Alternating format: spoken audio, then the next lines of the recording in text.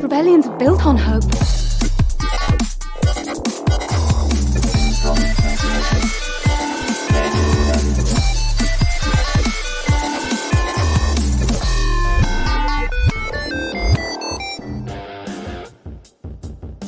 And welcome to another episode of Radio Rebellion, a Star Wars podcast on this Star Wars Saturday. And I had a different intro ready for today, and of course I hit the wrong button.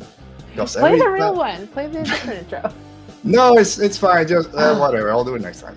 All right, fine. No, it's just adding this at the end, which I have done the past few times. Just this little thing with the music in the background. Right. But I integrated that to the regular intro, so I don't have to click two videos at the same time. But of course, I didn't hit the one that says new intro. I had the regular intro. It's Saturday. We've already had a technical difficulty before we started. What's one more? Audio issues. Yeah. Mouse not working. Or they're working. Anyway, we're here. We're here. With our friend Arezou. How you doing, Arezou? Always nice having you back. It's nice to be back. I feel like I live here now. That's okay. Yeah, it's fine. I live here now.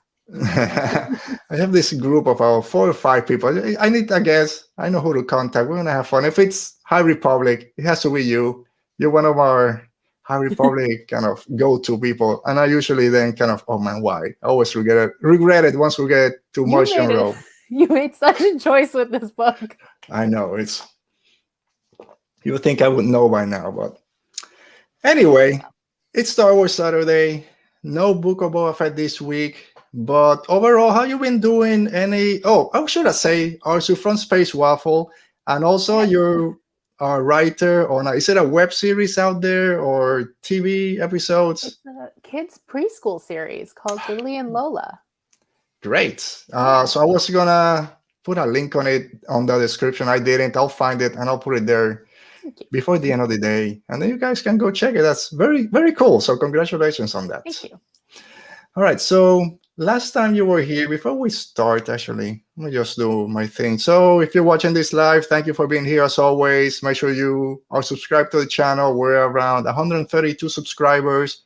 Once we get to 150, we'll do another live watch of a movie or a TV episodes. Now there are a few out there, a TV arc if it's Clone Wars or Rebels. We'll figure something out. We did a watch along for Revenge of the Sith when we got to 100 subscribers. A lot of fun, so we'll do that again. And like this video, comment if you're watching this later on the replay, and if you're listening to this on the audio podcast when it comes out on Monday, thank you also. And there was a rating also wherever you're listening to this. With that out of the way, Arezou, last time you were here, 2 weeks ago, I guess, we talked about the penultimate episode of Book of Boba Fett. Series is over now. Your overall thoughts on the finale and then the series as a whole? Overall thoughts on the finale? I liked the finale. I thought it was, everything that had been set up this season paid off. I hope we get another season. Interestingly, this is one of those few series where I can't see where the next season is going. Like, take the Bad Batch.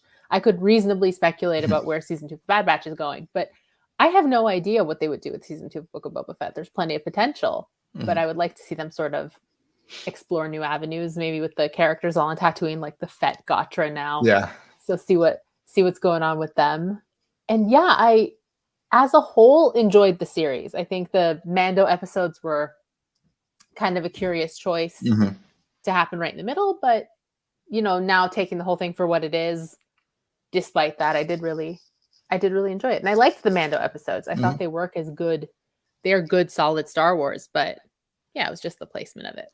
Yeah, I think we're in similar places. I love the 2 Mando episodes. I think if I have to pick, what was your favorite episodes of the series? I might pick one of those 2, probably episode 6, because they work so well just as a Star Wars media or whatever. They're just great to watch.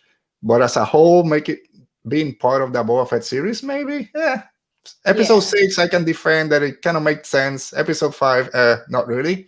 But it was great part as a Star Wars media out there. It was great. So in that sense, okay, it's fine. As a whole, same, I enjoyed the series. Same as you, I have like 3 different avenues that the season 2 could go, because that ending was is Boba Fett and Fennec staying there, because they kind of said, oh, we're not built for this, or this isn't our life. But then we have Chrysanthemum and the Vespa or the mods there. We have Yeah. the main mod rebuilding our boy cup band. So who knows? It could go 20 different ways. So excited to see if there's a season 2 where it can go. So Yeah, I hope so. yeah. All right. So before we start talking about some Star Wars news and how the Fallen Star, that's why we're here talking about the High Republic. Let's say hi to a few people. Our friend Dale. How you doing, Dale? Hello. Yeah, no Book of Boba Fett for a while. But we have Kenobi in what, about 2 months? We don't know when. Yeah. Yeah, it's May Like 25th. 94 days, 93 days, something like that. Okay, 3 months then. Yeah, still, it's not really No, close. it's Considering. well, February is basically over. March and April, and it's coming out in May, so we'll say 2 months. We won't count. And May is Star Wars month anyway. We're not even going to feel it. Yeah, we're getting at some point. We're getting a trailer. We have May the 4th over there, and I think Celebration is around the same time that they can always see if there is a celebration. I guess there hasn't been an official. It would be right sales. after. It would be right after Kenobi. So there you go. There's a lot of Star Wars coming. So. All right, so with that said, if you guys are ready, I'm ready, and let's talk Star Wars and some Star Wars news. Star Wars news. There's a couple of things out there, but this broke about 2 or 3 days ago, was that John Williams is coming back to write the theme, we believe, the theme for Obi-Wan Kenobi, very similar to what he did for Han Solo in the Solo movie. John Powell did the score, but John Williams came in and wrote a musical theme specific for Han Solo. Seems like he's doing the same for Obi-Wan Kenobi.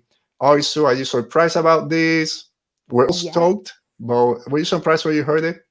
Yeah, because I thought he retired. I'm not mad about it. I'm quite happy about it. I know a lot of people have been saying that like Obi-Wan's theme is now what we recognize as the Force theme. So he doesn't really have his own distinctive theme anymore, but knowing John Williams, and I'm no musician by any means, but like what he does with theming, I imagine he will pull from that iconic Force theme to make Obi-Wan's new one, so that retroactively we're not hearing two themes for the same character. Like he's going to blend it. And I don't know. I'm excited. It's funny because I read that the Force theme used to be Kenobi's theme or whatever, and I always kind of envisioned the Force theme as Luke's theme, just because of look at the binary sons. I always kind of put those two together, so I never thought of it as the Obi-Wan Kenobi theme. But it makes sense not just to bring him back for this iconic character, but to pull some of those kind of more known Star Wars musical themes out there. I love the Mandalorian score. Boba Fett is taking me a little bit to get there, but when they came out, they didn't really feel like Star Wars scores. The Mandalorian theme now, of course, that's classic. Yeah. But it took a while to kind of get into that kind of mind frame. So I think bringing John Williams just for this one, at least, we'll feel like it's the same kind of era and the same character. So, and we don't know, correct me if I'm wrong, who's going to be doing the score for the whole series, right? No, we don't. Andor just got their composer announced. His name slipped out of my head. But no, we don't know who's doing the Kenobi score. But I like that John Williams is kind of there because it feels like the most connected to the original and the prequels of all the series coming out. So make that kind of connection. Man, I don't know. We're gonna notice as soon as that theme hits. And there's a lot of rumors out there for Kenobi this week. We're not gonna touch on those. Yes, the Andor composer got announced. I was holding up hope for Michael Giacchino to come back and kind of finish strong with Rogue One. I guess he's the composer for Succession TV show on HBO Max, which I haven't watched. I've heard from people saying that not just that the show is good, but the music is good as well. So maybe it'll be like the same sort of thing. Like Michael Giacchino's themes will get pulled into. It has. Andor. It has. It needs to feel similar, at least. Yeah, I'm sure it will. All right, and of course, who else is here? Nor, how you doing, Nor? Hello there, Nor. So before we start, now that Nor is here, next week we have our she's here. She's gonna derail everything as we start talking about Mikey and Ro. So next week we have our second Star Wars trivia challenge. Also, you were here for our first trivia a couple of months ago. We had a lot of fun. So Nor Hall is gonna be one of our competitors, and I have it here. The questions are right here. I won't show them. They're here. I'm just going to say, Nor, you're the only one here from the trivia at the moment, so I'll give you a quick hint. The first question It's about Rogue One, which we were just talking about. Might have to do something with Cassian Andor, something that happens at the beginning. So just a little hint out there for you guys if you start stalling. So come back next week. We're gonna have a lot of fun. All right. So I think that's enough Star Wars kind of news. The other one that we kind of mentioned a little bit before we started broke this morning that I just forgot his John name. Watts. John Watts. Thank you. I was gonna say John Powell. That's not it. John Watts, who just directed No Way Home Spider-Man movie, is supposedly tapped to direct at least one episode of unannounced Star Wars show. A lot of people are saying this is the High Republic one, kind of Stranger Things in Star Wars. Excited for that show. John Watts is a great director, kind of these coming of age movies that he does. So seems like a good fit. Are you okay with this? Yeah, we'll see. Yeah, he did a good job with the Spider-Man movies, and I know it's not all down to the director. Some of it's the writing too, but I think he kind of blends the new and the nostalgia really well, especially with No Way Home. So yeah, I'd be excited to see it if that's the show he's directing. 100% agree, and that's what I tweeted. I was great choice. I want to know who the writer is. Hopefully, some of the writers from the High Republic, so those luminous writers. I have a theory. I think it's Claudia. Yes. Because she keeps talking in all of the High Republic show. She keeps saying that she's working on something she can't talk about. She can't talk about it. She can't talk about it. I'm going, well, if it was books, of course you could talk about it because we know. But if she can't talk about it, maybe it was this. Yes, and she was quiet in terms of she did the first wave with Into the Dark. She didn't have a book come out in the second wave, and then she did Fallen Star, which we'll go deep into it, which wasn't the longest adult novel compared to the others. So maybe she didn't have enough time. And then it's focused on this. The High Republic authors are right now in Galaxy's Edge, down there. If I squint, you're so close. So close, 2 hours away. I see all the pictures of them, and no one's stopping them. Man, if I was there, that's... Can you imagine if anybody from like the High Republic fans were there? I don't think any of us would do anything. We wouldn't say anything. No. Can you imagine? That's one of the great things about those authors. Most of them, they're very active on Twitter, and they seem very open to share what they're doing, what they're working when it comes out, and have that relationship with the audience. That I think that if you go, hey, I love your stuff, that's enough. I mean, don't go and don't go sneaking into their meetings. Like, cool. There's probably a few. All right. So our friend Oti, how you doing, Oti? Thanks for being here. Oti, again, thank you for helping us with our Book of Boba Fett episode this past few weeks. Oti actually is going to be here next week, helping me hold down the fort for this trivia. So it's going to be interesting. All right. So I think we went through it enough. Do I have... No, I didn't do a little graphic for this. It doesn't matter. So also, let's talk about it. The Fallen Star, phase 1 of the High Republic comes to a close. There's still some comics going, but the adult novel kind of closed out that big chapter in what was not just phase 1, but not just wave 3 of phase 1, but phase 1 in general. We have our Stellan Geos lightsabers. Yes, we do. Delivered by postal service and not by a droid. Oh, no! I'm sorry! Why are we starting there? All right, why don't I show that the Fallen Star? You can see everything's burning, so it's obviously spoiler review. That ending, we're just going to mention it now. I was sitting in this chair right here, reading the last 30 pages, at 7 o'clock at night that day. I had to hold on to my wailing because I was tears coming. I had to shut my eyes real tight. My mouth was open because my family's across the door and I couldn't go out. And they come in. Why are you crying? Because a droid deliver a lightsaber. You don't know what this. And they'll be like, dude, you gotta take a break. But that we'll get to it. But that moment just, I know. I was sitting over there. I read the whole book in one sitting. I was a mess. By that, I was sobbing. It was not good, but we'll get there. Yeah. So this book, I mean, it's one of the great things about Claudia Gray. She writes so easily. The way I've said before, the command that she has of the Star Wars universe and themes, you can, like you said, just sit down and read this book in one sitting, which I didn't do because I didn't have enough time during the day. But I just reread it this past week, and just between being at work, I read like 80 pages. It's one that you can just sit down. If you get a few hours, you can just blast through it. Yeah. You gotta then hold on for your emotions, have your tissues ready. Yeah. So let's start real quick before we go into details. Your thoughts on the book. And I was surprised when this came out. I got it, I think it arrived here on a Friday, came out on Tuesday, so it got here a little bit later. But the word on Twitter for a lot of people that have read it, it was, yeah, I liked it, but it wasn't what I expected, especially for the closer.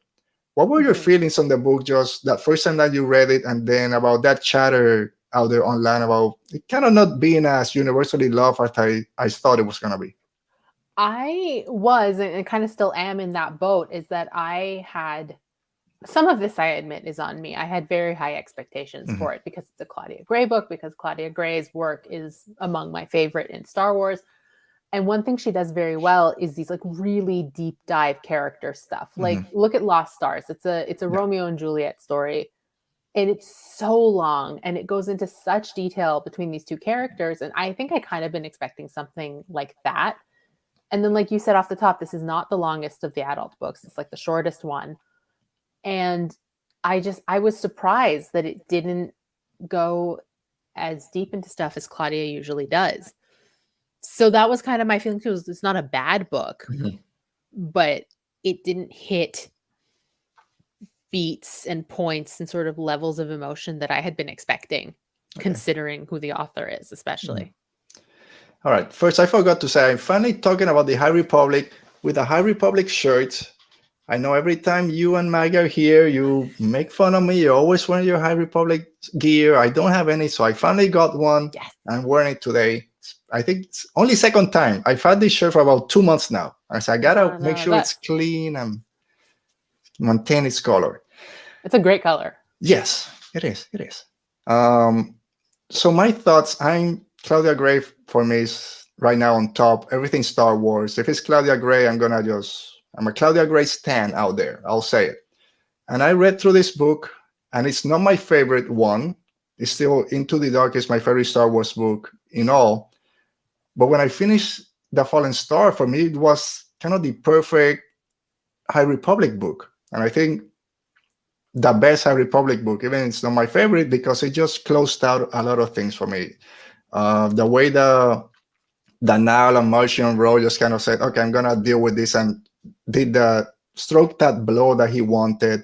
The Jedi's issues just between themselves and where they fall in the Jedi Order and with the Force, all the relationships in the book I really enjoyed. The younger characters, the Padawans with Bell and Buriaga, really shone for me, which they hadn't in the previous books, which I know a lot of people love those characters.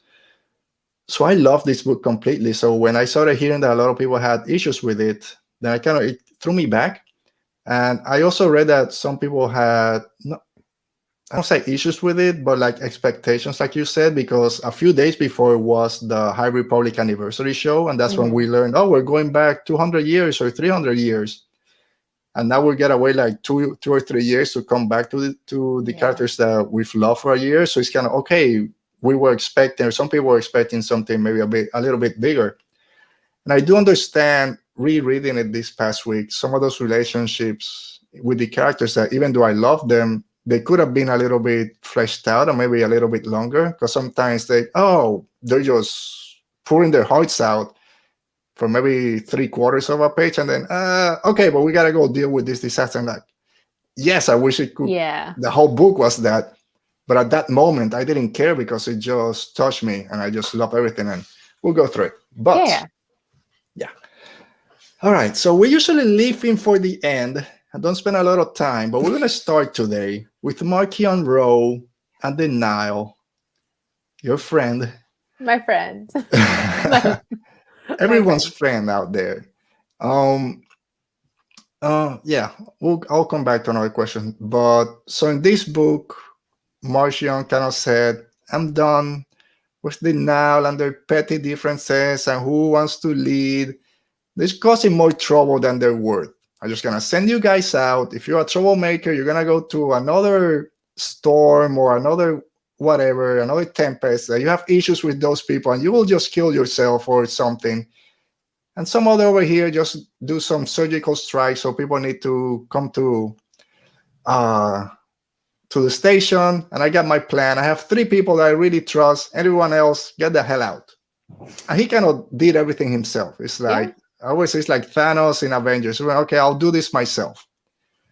Basically. Surprised that this wasn't an all-out war, which is what I thought. They were gonna overwhelm Starlight Beacon, the Nile, and then like probably 50 or 60 pages into the book, I'm like, oh no, this is just from inside. They're just gonna disrupt the station. Then Markion from his gay selector just kind of overseeing everything. Kind of surprised with the way that it went, and just how much, at least in my eyes, Markion rose in terms of Star Wars villains and being so thematical about everything. It's not just action and brute strength. It's just using his mind, the way he just deteriorated the Jedi and the Republic.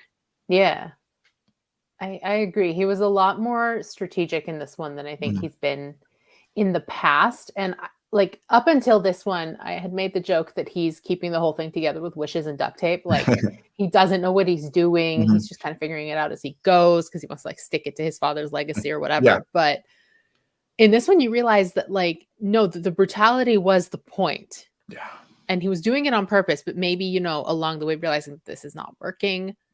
And switches tactics with alarming speed. And maybe this was his plan the whole time, was to sort of get rid of every sentient being except for his assistant and just build a ship with droids and, you know, and just kind of get rid of his forces and do things himself, like you said. And he is terrifying in his precision, like in a way that I don't think he was in the other 2.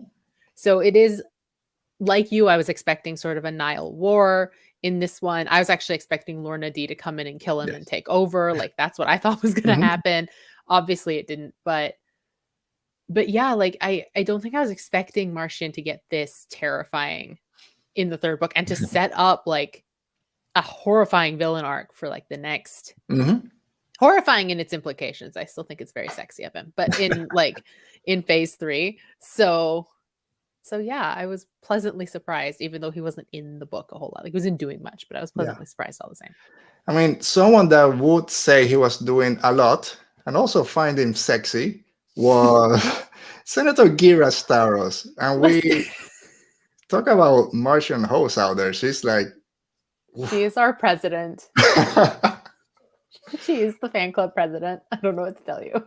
I mean, it's one of those things from the High Republic that we in the fandom kind of joke around, and then, oh no, yeah, it's happening. So he's in every comic, he's shirtless, he has his 20 helmets. Every time he removes, he's in the cover with the wind and all that stuff. And then, of course, in universe, people still see him. Yeah, he's horrible. Oh man, but and we can do underneath. Nan thinks he's hot. Before she leaves, Gira Staros threw over the whole Republic. Yeah. For him. So I mean, I know she thinks she's in control and she's just having fun and playing both sides of the war, but like, girl.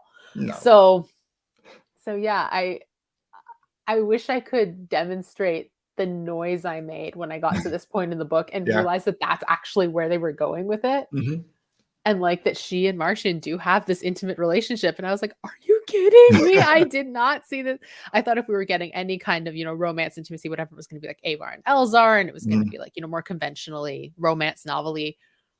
But no, it was something else. So thank you, Claudia. Yeah, and it's one of those things when I'm reading, I say, oh, and Senator Staros, when Teja Fair, his assistant, the great Teja, I love her character also.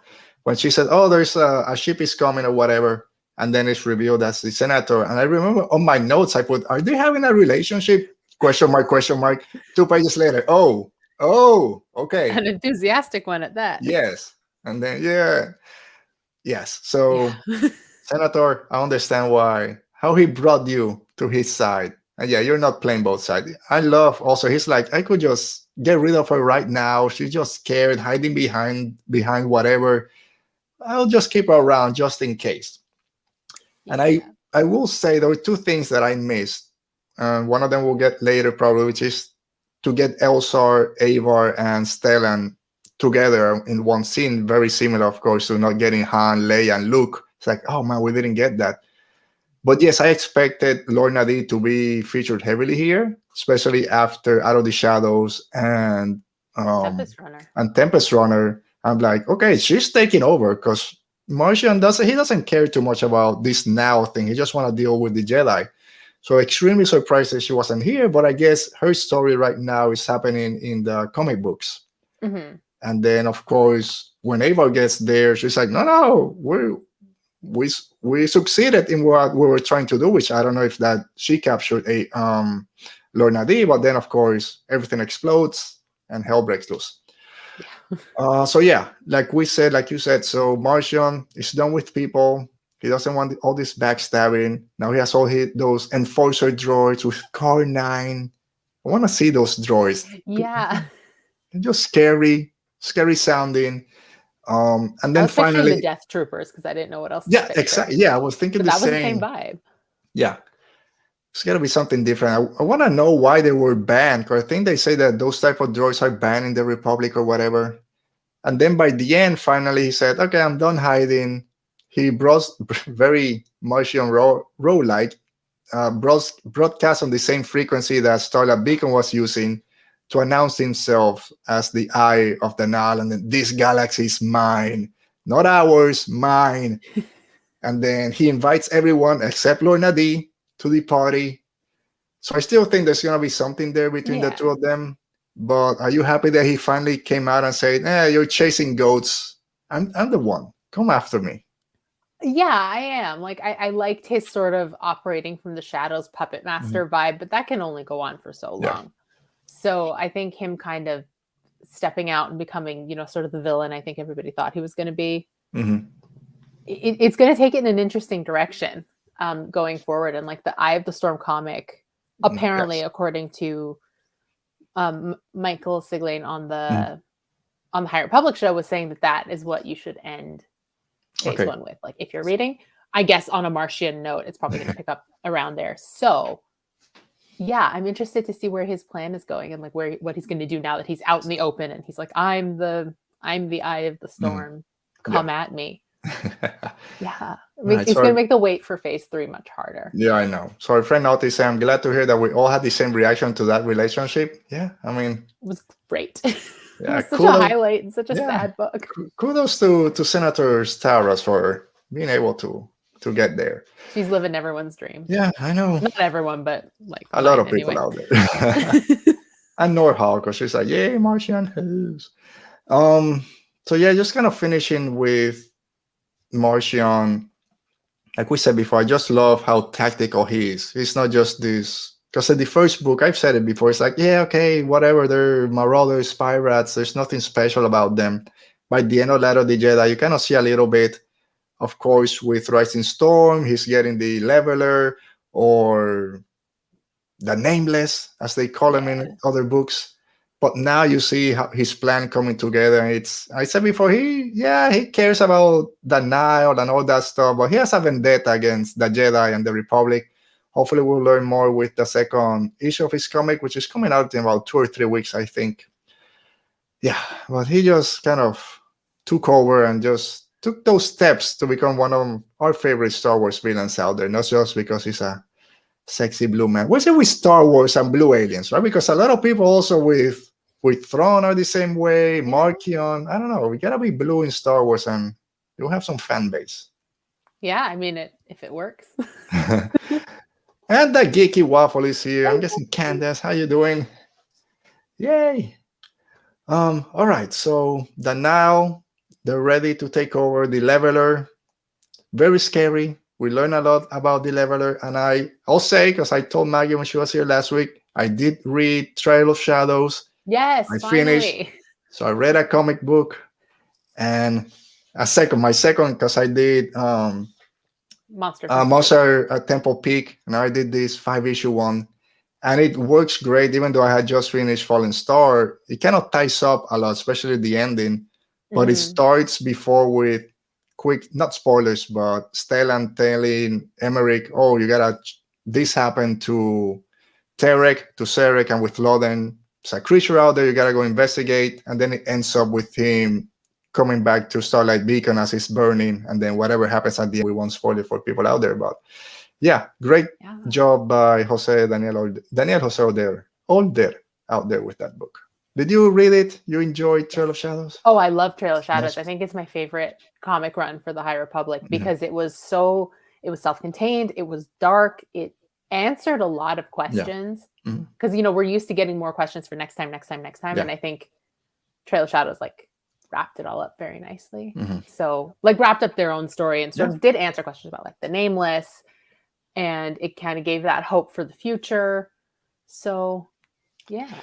All right, so let's start there. Let's start with the Nameless or the Mhm. Leveler. He's called in some of the other books. He's mentioned as the Leveler in this book once, and then of course in Trail of Shadows. And I think in the High Republic show they showed a picture of the Leveler also attacking Yeah.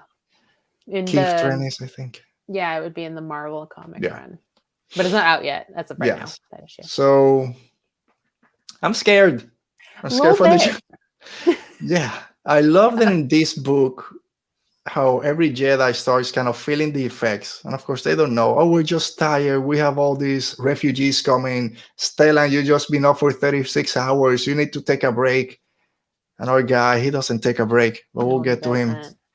But then I love how every time that someone unfortunately dies, or Regal Cole, our first Jedi, a new Jedi that's introduced, used to work in the daycare with the little baby Jedis.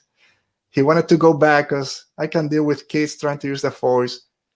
And then, of course, not in there, Stokes. Orla? No, I don't remember. Nib. Asik. Where they die, we don't know. They just find their bodies, their husks. But with Orla and then Stellan, when he almost gets it, and Elsar, we start seeing little by little, a little bit more how it really affects the Jedi. And that's how I started getting, oh, this is scary. Yeah, it was genuinely terrifying. To read it happening. I know the one thing that stuck out was with Stellan, it was the first thing to go was color. Yeah. So he doesn't even see color anymore. All he sees is in black and white. I'm like, that is so scary. Yeah, because at first he said, oh, it's the hunger. It's the hunger, whatever. No, it's not the Drengir. They're not here and they're not quiet. If the Drengir were here, we would know. So it's something else. But then with Orla, she starts feeling cold.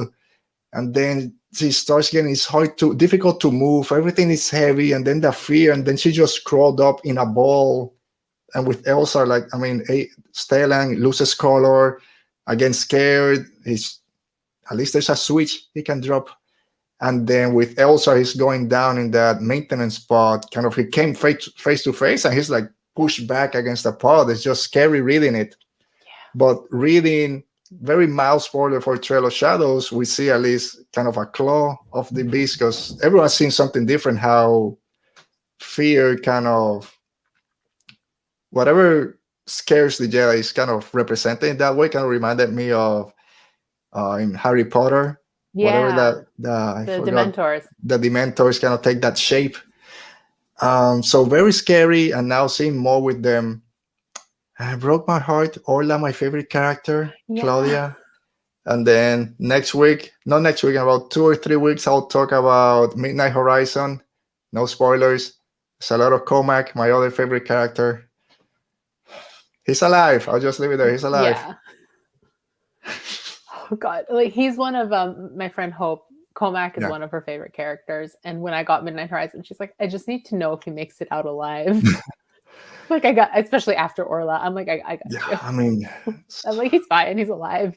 Not fine, but he's alive. He's alive. And I'm gonna talk next when I talk about it. Our friend Hannah Waldo is gonna be here. Oh, gonna break down that book. So I just said that The Fallen Star, I think, is the best High Republic book in the way it captures everything. But Midnight Horizon, to me, is kind of the perfect Star Wars book. And everything that you want in Star Wars is in that book. Lightsaber fights, cool villains, space battles, Jedi doubting themselves in the Order, Padawans coming of age, kind of not knowing how to react with everything that's gone around there for the past year, and kind of mixing in a war. So that book, again, Danielle has been killing it out there. But oh yeah, it's so good.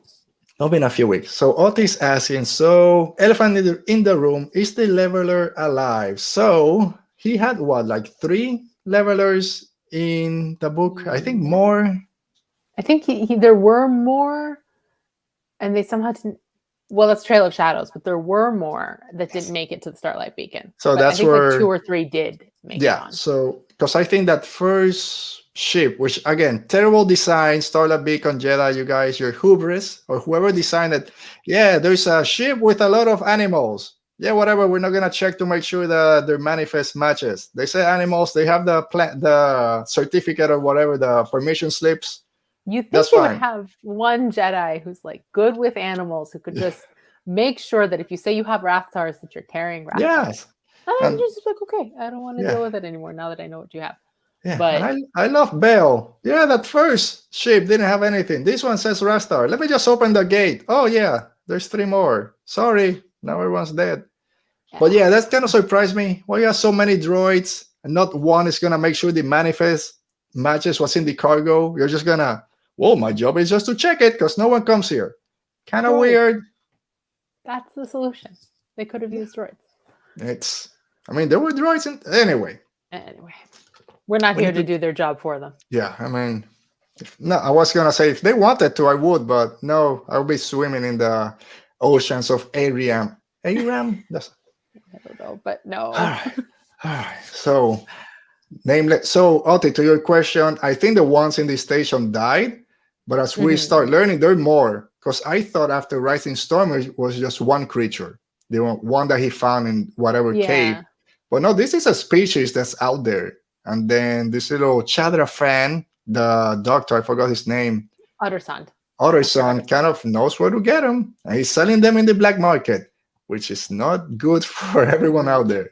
Because maybe it's not just Markion that has them. Someone else might. Maybe Lord Nadina has one. Nah, she doesn't care about this. But no, there are more levelers out there. I think they're gonna show up in phase 2. I think we're gonna get more with them. And then, of course, with phase 3. But all right, he's in the cover of the book. We have his lightsaber. He's your guy. We've been talking for a long time. We've been missing Stellan to be up front in the books. He was very present in Rising Storm, very present in this book. Him and Elzar are kind of the main characters in Fallen Star. Take me through. Did you enjoy his arc in the Fallen Star when we meet him to, unfortunately, we have to say goodbye to the Pole Star? First of all, the fact that he sees the Force as a field of stars is absolutely beautiful. Yes.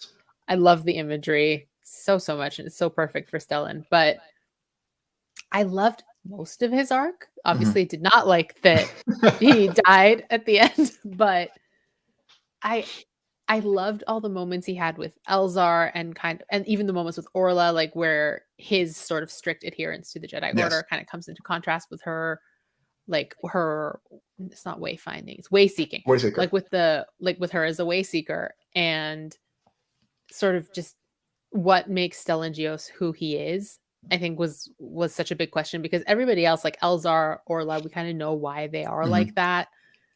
Stellan is just sort of what the Jedi's idea of perfect Jedi is. And I love that we started to explore that. But it's like you said, when you get to those character moments in those conversations, it ends with like a quarter of the conversation left, and you just wish it would have gone on just a little longer. And the book is so short, like it could have. So I mourn for those conversations that are never going to finish. And I know that like that's the way of life. Not every conversation finishes, but it's fiction. I wanted the conversation to finish. And we're never, ever going to get that scene with the 3 of them together, Elzar, Avar, and Stellan, unless we get a young Padawan something at some point. But yeah, there are moments in his arc I mourn the loss of and mourn the fact that I'll never have them. But by and large, like he shone in this book. Like when I thought he was going to die from the leveler, like sort of sapping everything that wasn't fear out of him, I had started shaking, and then somebody interrupted, and then he was like having those moments with Elzar of like this slow conversation, like, we'll talk about that later. I'm like, there's no later, one of you is gonna die. And then Stellan died. So no, it's one I love. And like those conversations with Orla were my favorite thing in the whole book. I said it 20 times. Orla Joran is my favorite character, jumps back and forth with Vernestra, but Orla's my favorite. I love everything about way seeking. I love when we learn that she's the one kind of mentoring Elzar. in this pristine beach, trying to get him to focus, kind of forget how to get him away from the darkness and all that stuff. So I love that she was here. Completely surprised that Ola made into this one, how impactful her arc was. Short as it was, my poor Ola. I'm so But I sorry. loved everything between. No, as soon as she said, "Oh, if I'm not back in 1 hour, come find me," I'm like, You're not coming no. back. There's one time when she said, "Oh, the two people have gone, the two Jedi have gone to find this, whatever's going, have ended up dead. Maybe I should just close out the blast doors and get out of here." I'm like, "Oof, there's a chance." Oh, what's happening? I'm scared. I'm like, crap, no, it's here. Because I think she sees a shadow, something moving. It's too big to be a person, a human. I'm like, no, that's it's it. there. I'll get a little bit with her. But her relationship with Stellan was so great just because of what you said. Because this book starts with Stellan basically saying he has a meeting with Chancellor So, but it's through hologram. And he's like, "Oh man, I'm glad that she's there, because if she was here in person, I gotta come up with another iconic image of me kind of saving her." So in his mind, he's already, "Oh, I have to live up to this expectation." And there's so much talk in the beginning. I had it written down somewhere about this is not him. This was a mantle that the Jedi Order and the Republic placed on him. You're a Jedi Master so early. You're our hero. You're the face of the Republic, the face of the Jedi. This is you now. You're our face out there. He didn't want this. And I said this from Rising Storm, but he just carried this with him. And when Orla comes in and smacks him in the face, "Who are you without the Order?" And he's like, I don't know. It's like, yes, that's why she's the best. And he's like, "Oh, well, we as Jedi, we define ourselves by the Jedi Order." And he's like, "No, that's you. I define myself by the Force." And he hates that she doesn't see the Jedi Order the same way that she does. And that's why her way seeking is something he doesn't understand, because the Order says, "I have to do it. I have to do it." And she's like, "Dude, you gotta push back if you need to." And he's like, "I push back a little." "No, you don't. I can do whatever I want. Who are you without the Force and without the Order?" And then when the book ends, it ends with him as a man. He's I know who I am. Yeah. Yeah. It was such a triumphant moment where he like ends on, it's not the Order, it's not any of that. It's just him and the Force and the love that he has for his friends and for his mission in life. And he's like, and that's it. That's what it comes down to, is this like pure love that he feels for others. I know who I am. That's it. Yeah. But that he's never gonna live through that. I know. Broke that was cut to me like sobbing and shaking and going, "Oh no, not another one."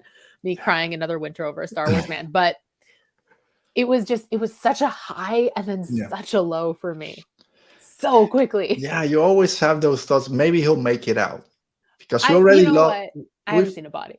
So I don't know. JJ515 didn't say, could I bring him up with him? But somehow Stellan Gios has returned. He can swim. No, he's got the little breather thing. I'm sure they have it. Freaking Leox gave him a scuba tank. He has all those old timey things. But like I said, because the whole book, or not the whole book, but a lot of it's him trying to realize who he is without the Jedi Order, and of course losing his connection to the Force because of the leveler. He doesn't know. But everything he does at the end, like you said, just for his love for his friends, was by himself. No camera droids, no one recording what he's doing. The Jedi Order doesn't know what he did. It's just him doing it because he knows he's a good person. That's why I know who I am. Same thing. I closed the book at that point and took 2 minutes to compose myself. But when it ends with JJ515, and again, a droid that Elsa sent as a joke comes back and becomes an extremely important character, and he just gave him back to Elsa. But when he says, "Oh, he told me to give you this," and say, "Oh, the droid opened the compartment and handed his lightsaber," that was me. If the book ended there, I would still be on the floor sobbing. It was great. One of the most emotional things I've read. But I also understand the kind of issues of, if they were to have more time before and after to kind of explore that relationship, might be even better. But what we got in terms of the conversation between Elzar, Stellan, and with Eivor was enough. more would have been great, but what we got was just, there wasn't a misstep, I think, in those conversations that they had. I think like the Elzar Avar conversations and the Stellan Elzar conversations, those were great. But all we've seen of Stellan and Avar, and this is like where I'm like, oh, just like, give me 50 more pages of this book, was all we've seen of them is the two of them fighting. Yes. Like they're arguing, they're fighting, they don't see eye to eye. And I get that they don't have the same approach. But they all grew up together. Like he is their pole star. The three of them to him are a constellation in the firmament that is the Force. And like, if you are close enough with this woman that she is 1/3 of your constellation, like, I want to see what that friendship used to be like. And this is something I don't think could be addressed here without flashbacks, which is why I'm hoping we get a young Padawans novel of the three of them. But I'm like, that's where I'm like, that's what was missing. Is like, I see Avar is sad that her friend is gone. And like, it went out on a terrible note because they had a fight and that was the last conversation they had. And she's never going to be able to make that okay now. Yeah. But, you know, what was their friendship like before Light of the Jedi? You know what I mean? So that's the one thing I am missing that I wish we'd gotten somewhere. And like Buck O'Brien is saying, you just said, I need a story that shows us Elsa, Stella, and Avar growing up. I'm going to go out of a limb and say that we'll get it, but probably after kind of the whole High Republic main story, all the phase 3 is done, maybe we'll go back and get some of those. So maybe some point in phase 3, because that's something that we all want and it's missing out there.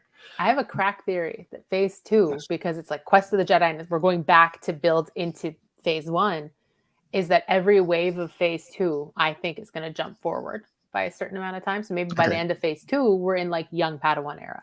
Maybe. And then we'll see that and just back up in, like, to sort of reintroduce all the characters before we go into phase 3. I could be very wrong. I don't know. I want to say one of the authors said something that all of these stories took part in the past, but I don't know if they kind of might said it was those 300, 200 years, or if it gets closer. But it could all be, like, it's still all the past, right? Like it would be 20 years before Fallen Star. So yeah. Buck is also adding Leox and possibly Burry surviving. Make me think Stellan is actually dead. Would be kind of ridiculous if everyone lived. I mean, Orla didn't. Orla. I don't actually think Stellan's coming back, but I dream. I think now he went out in a blaze of glory. Yeah, they're not going to take. If it was like Burryaga is alive. You're not going to kill the Wookiee. You're not doing that. Also, he's a child. Like, they're not going to kill a kid like that. No. Then when I saw that one of the children's book is him in the cover fighting the Rathar, and are they going to show him dying here? They're going to show getting choked. Please don't do that. I got this, and he goes out the door, and then the book just follows Belle after that. And Belle's like, I think he's out there somewhere, and that's where the book ends. So I'm like, they're not gonna do the kids dirty like that. Like, they better not. He'll be fine. All right, but just to kind of finish up a little bit with Stellan and Avar, like you said, a constellation. Another quote that killed me. A constellation of 3 stars, but 2 were much closer together. Yeah. He always resented that, and that kind of pushed that. And I've been when I was a lot younger, kind of in those that you might have some feelings for someone, but a friend of yours is kind of there in the middle. You're still friends, but you kind of resent someone. So I understand. When you have close friends, also you argue, and we'll get back to it and we'll reconcile. But of course, they can't now. And to be a shock, I was gonna see how this is gonna affect Avar. That I'm back. Oh, you took my spot just temporarily, right? No, I'm now the Marshal of Starlight because you left on your crazy hunt of vengeance. When if you were here, we could have done something. It's like, dude, I got her. Crash. We don't talk again. Yeah, it's just it's so sad. It's so sad, which is what makes this book so great. Also, we wanted more, another 100 pages or something. Yeah, like Hope was saying on Space Waffles, she was like, wanting more of it is a good problem to have. Yeah, because it means you were invested, you were enjoying it, and like you didn't want it to end. So wanting more is a good problem to have. Yeah, I think all the critiques I've heard of the book, none of them is saying this is a bad book. It's just we just wanted a little bit more. Yeah, I don't know. My heart couldn't take it. Yeah, there's parts of it where I'm like, ooh, that like didn't age well, but like in my estimation, but it's not a bad book. It is not by any stretch a bad book. And like, there are parts of it I love, like the quote about a constellation the night sky will shine no less brightly if one star is extinguished.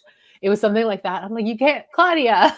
Yeah. You can't do this to me. And I think before that, or around that, they say something about, oh, when a star dies, like a nebula kind of comes out from it or something. It's like, oh yeah, he's dead, but he's there in the forest. And then Ava is saying, no, we didn't lose him. Every time we look at the sky, he's going to be there. So, oh my goodness. Oh my God. All of the star imagery was so beautiful throughout. A+, 10 out of 10. No notes. Yeah. All right. So I got to move on a little bit. Yeah. So, before we start crying for real. When we're done. So Elzar, suffering from his connection with the dark side, he went dark in Rising Storm. He was pulling from the dark side, I should say. So he's sent to this planet to meditate, help get better, and it's Orla Jareni that's helping him. And then he's kind of closed off from the force for most of the book, so he's not getting as affected by the leveler as everyone till he opens up and he can start to kind of feel what's going on. But then he ends up in a very bad place.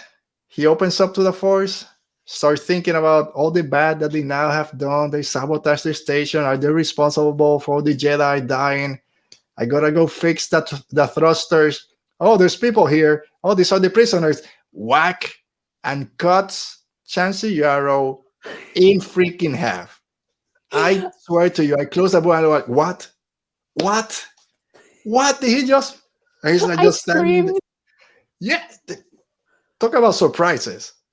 What the hell is going on with Elzar, and how is he going to move forward from this? Or he's gone? I don't know. I think now Elzar is mourning. That's where Elzar's at. When he has time to process this and walk it back and go, okay, she was trying to fix the ship so that the ship wouldn't crash. The ship crashed, and that's why Stellan died. Yeah. He's going to blame her a little bit. He's going to blame himself more.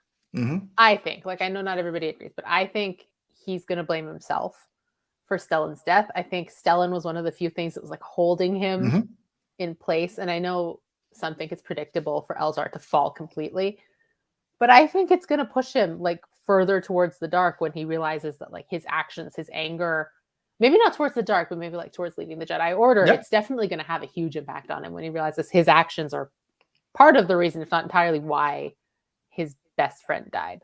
Yeah, I think there's even a part where he says that he feels responsible for his death. Yeah. And I know technically it's Martian's fault because he put the leveler there in the first place, but in terms of like immediate responsibility, Elzar's going to take it on himself. Yeah. See, everyone was shocked by what he did. We had to take a break. I agree, Buck and Otti. We're all just shocked because he's done so well.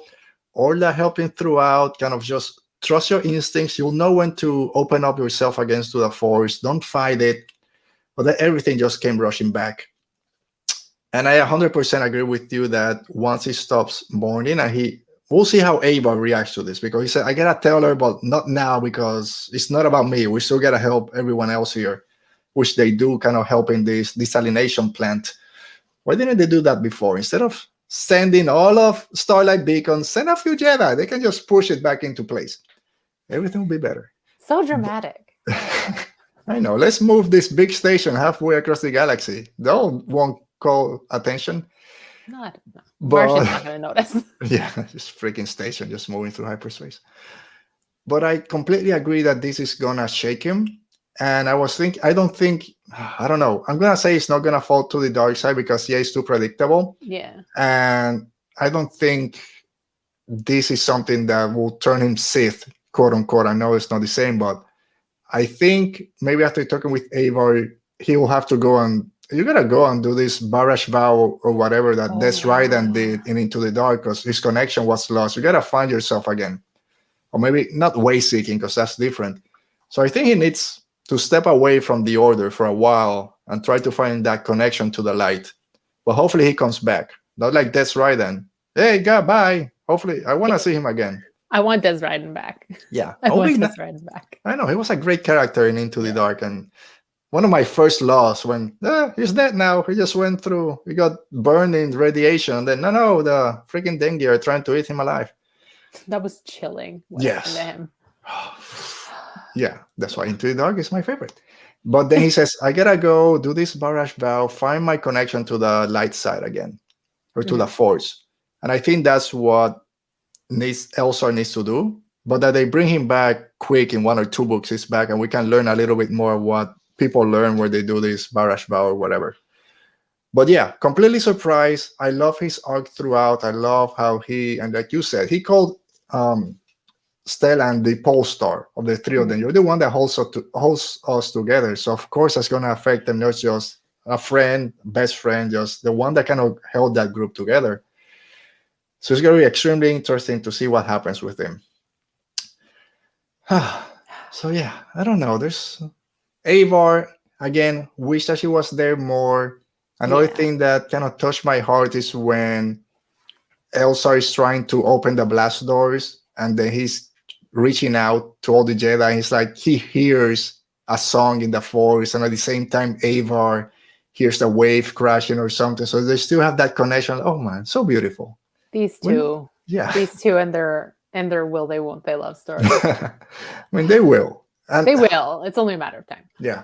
But another great thing about Claudia's writing, and this is from the beginning, which is again something that we've all done, or at least I'll put myself there, where I wrote, it wasn't because he was afraid of where this relationship with Ava was going to go, because he has feelings for her. He knows that she has feelings, but she won't do it. She won't follow through because she's the Jedi Order.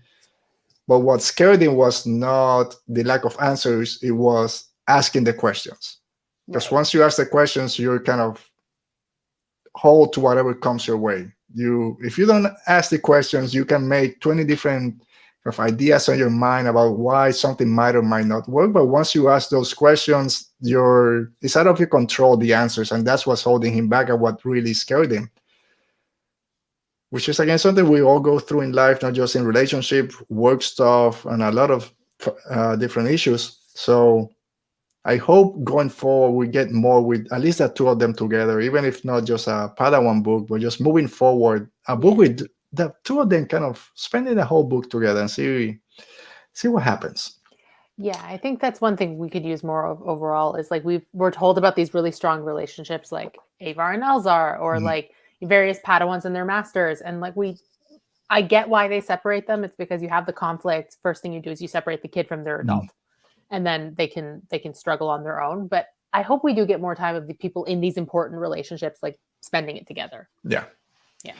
All right. So speaking about kids, let's talk a little bit about Belle and Buriaga, because babies. Yeah, they are very babies. But when I was on your show, again, thanks for inviting me to Space Waffle, we talked about Master and Padawan relationships in the High Republic, and I said, like, I know why people love Bale. He suffered a lot, but he hasn't done a lot in the books. In this book, he shines. And I started to fall in love with Bale. The lovable Wookiee, Buriaga, also kind of knocked it out of the park. So I love their interaction, the relationship that they kind of form really quickly. And that Bale finally starting to trust himself again. He knows what he's done wrong. He kind of said, I made a mistake by not looking for Loden, thinking that he was dead. I'm not making that mistake again with Buriaga. We already talked a little bit. We think Buri, he'll be back. No way they're going to kill the cute young Wookiee. Did you like their relationship and how they kind of went through the book? Yes, I like that Belle got to spend a little more time with one of his peers. Yeah. Buri's not a knight, right? He's still no. Both of them are Padawans. Right. Okay. Yeah. So like Belle spending a significant amount of time with one of his peers, with another Padawan who's like sort of on the verge of knighthood, and kind of taking a more active role in his own grief instead of letting it kind of carry him, like, because he loses another master and like she doesn't die. Yeah, but still she might as well have for all the good that she did. Like for all that she was there to help him. So not that she's useless. That's not what I'm saying. I know that's what that sounded like. But yeah, I really liked their dynamic. I liked spending a little more time with Belle. Like you, I see why others love Belle. I never really connected with him like that. But I do think he had his moment in this book. He really shone in this book. Yeah, and I loved also that him and Buriaga as Padawans come with a lot of the answers that the Jedi Masters and the Knights can't, because they're just being more inventive. They're like, what if we do this or that and connect this droid to just put it out power coupling, no, whatever this power boost, and we can then contact the station here, and I can separate. So I love that the two of them working together were able to solve a lot of the problems without having to always ask for the masters to help them out, which is another great thing in Midnight Horizon with Reed and Ram. Their relationship is great. So one of the things I love, one of the things I love about the High Republic, especially this wave, is how when you separate them, the masters are dealing with their issues in terms of how the Jedi Order in general is dealing with denial, and they're placing it, while the younger Padawans, which are still learning everything, I kind of, where do they fall with all this war that they've been going on for a whole year, and mostly in Midnight Horizon, with Reed kind of not feeling anything with everything that's going on, and Ram kind of being angry because they're just kind of seeing things from different sides, but they still help each other out and help balance each other, like you said, having that peer. Same here with Bell and Buriaga, when Buri's master Nib Asi kind of unfortunately bites that dust, because it does. Yeah, sorry, I needed one, and he can. Okay, if someone can say, "I know what you're going through," it's me. So lean on me, and I'll help you out. So when this happens to Buriaga, which I'm like, really, you're gonna freaking kill another one? And it's like, I think he even says, "There's nobody. You think he's dead. I'm not gonna give up. I'm gonna go look for him." So he's off. We don't know what's going on. So I love seeing that. And I finally started to feel why people love Bell. It's not just, oh, I feel sorry, we gotta protect him because he's lost everyone. So okay, now he's more active, and his future is gonna be very interesting to see how that plays out. So just kind of finishing up before a couple of final questions. We got the return of the vessel crew with Leox, Geo, the ladies man. It wasn't just party animal ladies man. Freaking rock. But I saw the picture now of Pika. I'm like, okay, I get it. That concept art that they showed of the Arden is like, man, everyone in the High Republic needs to be good looking. Yeah, it's the era. Everybody's gorgeous. There, the High Republic. It's something in the sky, the sun, that glow. But love seeing them again. Afi is back also.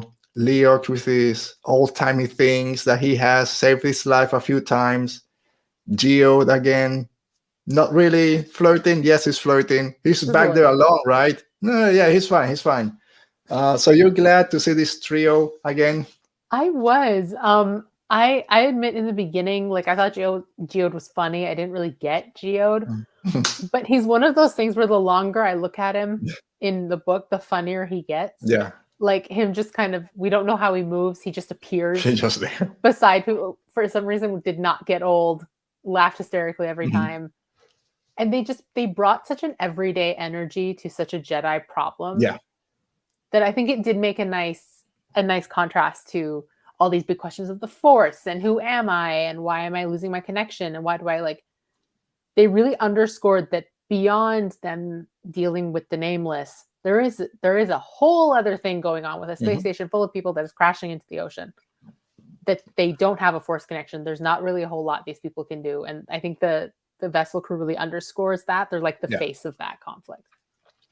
Yeah, Geode is like the Major Domo in Book of Boba Fett. First episode, you're like, okay, he's funny. Okay. By the end of it, you're like, yes, this is the best. So Geode is kind of the same. Yeah. And you just go with it. And exactly. Claudia Gray makes fun of it. She's like, oh, people just kind of make fun of it. They say something about Geo. Those are people that they don't know what they're talking about. They're not smart enough. And then even Elsar, Elsar, oh, this Plith, I got a reverence because the Force here is so strong. He's our navigator. Just get in the freaking ship. Oh, okay. That was great. Yeah. And he turns around. He's just there. Saves the day like 3 times. Stopping bullets. He can magnetize himself. Yeah. At will. Freaking killed. That was wild. Collie Lynn, whatever that. Yeah, the guy who doesn't like the rest. I hate him. That's when I start reading. We don't even know what his name is. We don't like him. No, Coley Lynn, I think it is. There we go. Well, the thing is, when I start reading a paragraph, I'm like, I'm not gonna write a single thing on my notes about this character because I don't like him. He's there like 3 pages later, and like, crap, this is gonna be here for a while. I gotta start paying attention. But yeah, Geode is great. And one of the things, like you said, with Leox was like people tell the Jedi something and they just take it at face value because they think no one's gonna lie to them. So just because they say that communications aren't working doesn't mean it really isn't working. I'm gonna go to my ship and make sure, oh, it's working. And then that's how they start getting the voice out. So he said, and it kind of starts putting in your mind all this, goes all the way to the Last Jedi, right? The Jedi hubris, because they think they know better than everyone. No, they don't. And even with Elsar, when JJ5145, I just saying the name. That's why I don't say droid. 51445 says, oh, just keep doing this task. Maybe repeating it will give you another result. And it's like, I already tried it. Why do you need to do it again? It's not going to work. He tried it again and it worked. It's like, yeah, just try it, dude. Just shut up and try. Don't give up just once. So yeah, just having that kind of separate mentality from the Jedi was great to see. Very scared for Leox. I thought he was a gunner. Yeah, I was like, oh no. Yeah. Yup. He's there with his parachute. I was like, what a way to go. That felt so brutal. And then he's like, he's fine. Okay. I'm fine. I thought a ship was going to hit him on his way out, or a debris was going to get him. Yeah, that's even worse. That's so much worse. But I thought something was going to hit him. And then, okay, I'm coming back. No, the wind got me. I guess that magnetized glove wasn't strong enough. But he has his backpack parachute. So we didn't talk too much about the whole story. I mean, it's a spoiler. Everyone knows the station is going down. It's Titanic in space. Everything's going wrong. And it ends with the top half blowing up, disintegrating in space. A few Jedi made it out, not everyone. Then the bottom half crashes into the ocean of this planet. But that to me kind of was the backstory. It's more about the characters in it. Yeah. But this is Chancellor Show's first and most important, great work. Yeah. A beacon in the outer ring showing that the Republic is here to help, and you can even help yourself. How do you think the Republic is going to react to this, her especially, and then the people in the outer ring kind of, dude, you can't even protect yourself. Why are we joining with you? When Martian is like, you don't belong here. The outer rim is ours. So how do you think this is going to affect Lina Soh and the Republic? I think it's going to cause a lot of discord in the Republic because, we're about to go into a period of uncertainty because Martian's like, this is my galaxy, not yours. Look at this great work of yours that's just crashed into the ocean. So Lina Soh is going to be going, in my thought, into overdrive to kind of like get everything back under control, to deal with the Nile threat and with like her crumbling great works and her like colonization program of the Outer Rim. Meanwhile, the Outer Rim is going to be scrambling because clearly they can't get in touch with the Republic. The Starlight Beacon's gone, but also the Nile are now a much bigger threat than I think they'd anticipated. So I'm seeing chaos for the start of phase 3. Yeah, we'll find out in about 2 years, probably.